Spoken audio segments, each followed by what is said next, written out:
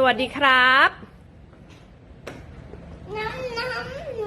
น้ำเอาขอน้ำให้พายุด้วยนะครับพี่สายฟ้าแบ่งให้น้องก่อนนะครับวันนี้พวกผมจะมารีวิวปูนะครับจากอามิกกับอาเบนส่งมาให้นะครับปูไข่เยิ้มบายมิกอันนี้เดี๋ยวแม่ผมกินเองครับผมยังกินไม่ได้ครับแต่อันนี้ก็ปูตัวใหญ่มากๆไม่ใช่ปลาหมึกลูกปูลูกไม่ใช่เต่าลูกปูลูกไม่ใช่ปลาหมึกครับปูลูกแล้วก็มีข้าวผัดอันนี้เป็นเมนูใหม่นะแม่ก็เรียกไม่ถูกว่าเมนูอะไรรู้แต่ว่าต้องราดน้ำจิ้มแล้วก็คลุกๆแซ่บมากๆพี่สายฟ้าทานอะไรครับทานอะไรนะพี่พายุอ๋อมาข้าวผัดครับแม่ก็ไม่รู้ว่าราดถูกอันหรือเปล่าแต่ก็ราดเลยละกัน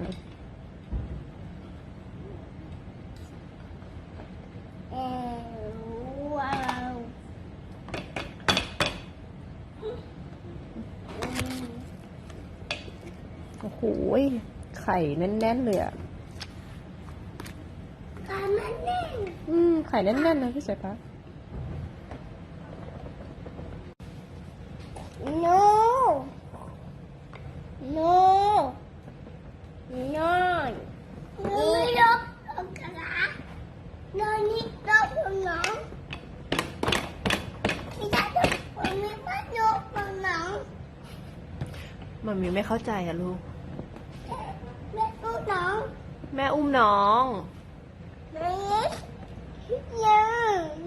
ยังดูนี่อ่ะตามมันนี่ก่อนใช่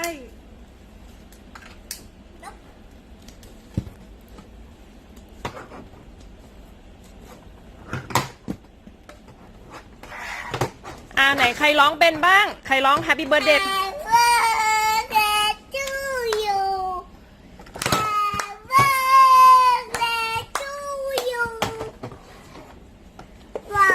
เดี๋ยวก่อนยังไม่จบเลยเดี๋ยวมามีร้องให้พี่สายฟ้ากับพี่พายุด้วยนะครับโอ๊ยเดี๋ยวก่อนให้แม่ร้องก่อนสิไปนั่งก่อนไปนั่ง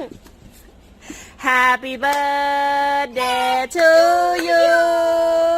Happy birthday to you พายุครับ Happy birthday Happy birthday Happy birthday to you เป่าเลยโอ้ยเก่งมากมามีรักนะครับให้มามีหรอกินไหมครับกินเหรอ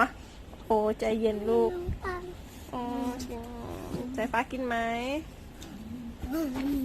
ย่อยไหมโอเคนั่งลงนั่งดีเดี๋ยวมามีแบ่งเค้กให้ครับ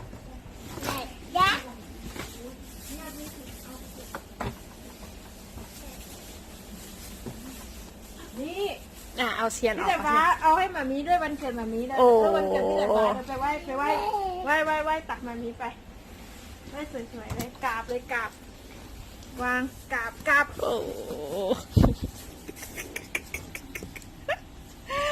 ขอบคุณครับขอบคุณจุ๊บแม่ยังโอ้จุ๊บแม่พายุครับจุ๊บแม่ยัง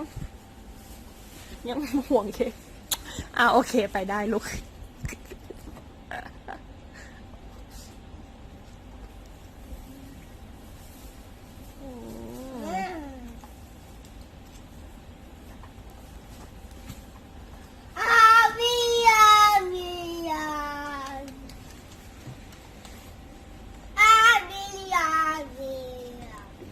วันก็ร้อง Happy Birthday ใช่ไหมครับ Happy Birthday to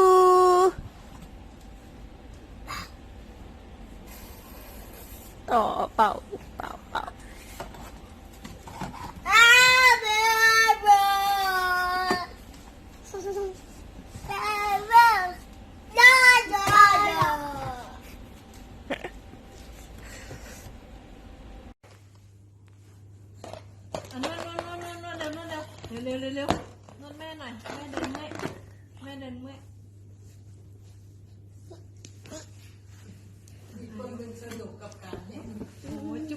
มไปด้วยโอ้โอ้ยจิ้นใจครับจิ้นใจโอ้ยเอ้ยอันนวดอันนวด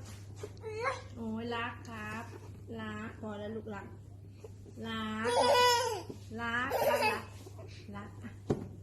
โอ้ยวันนี้รักมากเลยวันเกิดด้วยไงใช่ไหมครับวันเกิดด้วยครับ ไม่ต้องกัดลูกจุ๊บเฉย อันนวดจี้จุดโอ้ยกดอันนวดนวด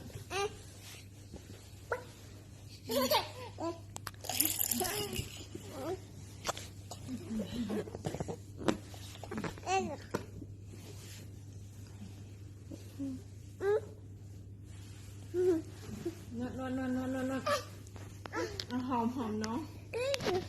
ห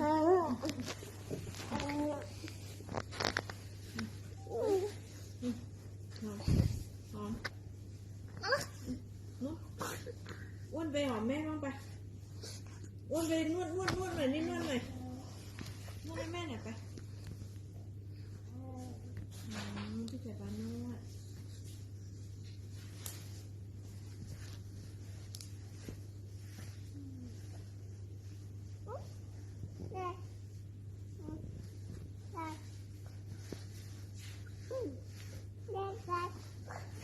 ไหวไหมพี่สายฟ้าเอาระวังหัวทิ่มเอาก็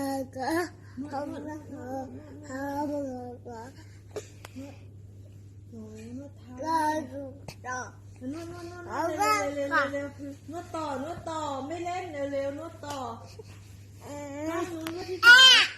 พี่สายนวดข้างเดียวเดี๋ยวแม่เดี่ยงพี่สาย ฮัลโหล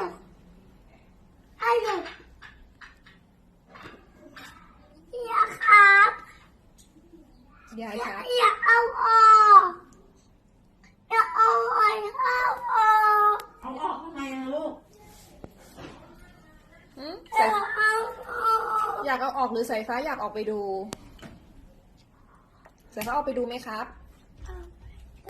โอเค ไม่ออก ไม่ออกแล้วเหรอ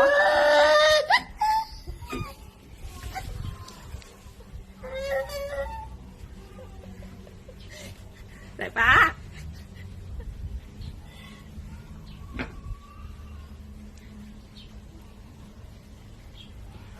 สายฟ้ามาดูใกล้ๆเร็วครับ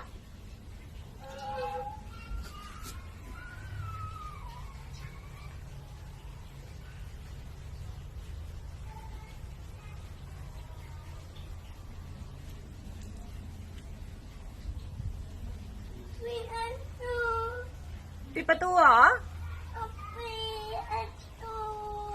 ไม่ดูแล้วเหรอก็ไหนเมื่อกี้บอกว่าอยากออกมาดูไงมานั่งตักแม่ไหมนั่งตักหมามิ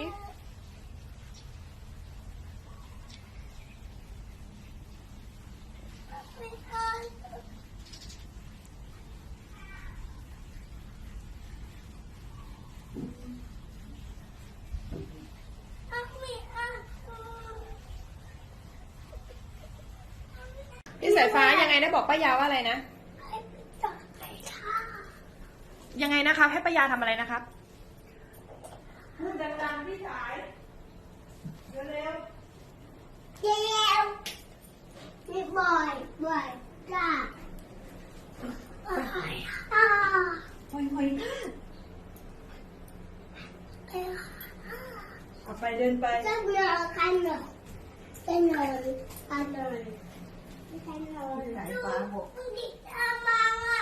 มันอยู่ในกระมังอ่ะบอกป้ายาไปปล่อย ปล่อยให้ดู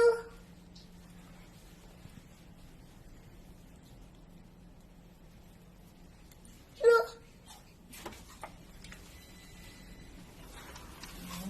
ออกมานะเดี๋ยวยุ่งมาดูใกล้ๆกับแม่ไหมลูกมาดูไหมว่าดูนี่ดูสิครับ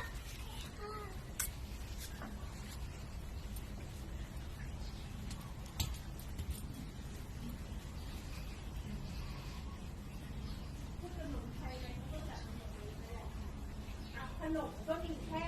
ตัวลอย ยูจับไหม ไม่จับเหรอ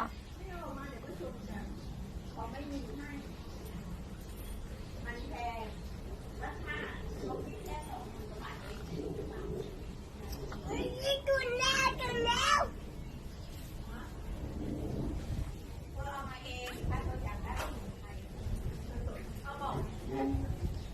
เขาบอกว่าถ้าอยากเอามาเพิ่มเติมก็บอกเขาก็จะหาภาชนะมาให้ส่งไลน์มาให้ยายแล้วยายจะส่งไลน์ให้เขาว่า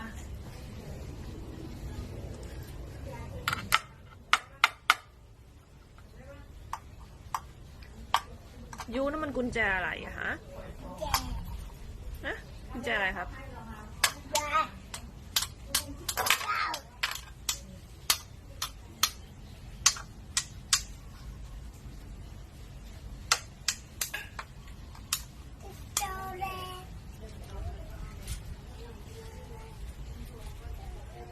เร็วเร็วเร็วเร็ว เนี่ยพี่สายถือได้เนี่ย พี่สายไปส่งไหม ไปส่งหอยทากไหม ไปส่ง ไป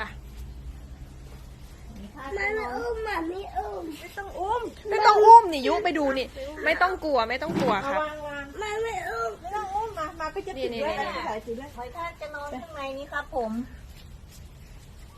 นี่เขาก็จะไปแล้ว บ๊ายบายแล้วบ๊ายบาย บ๊ายบายหอยทากยังไง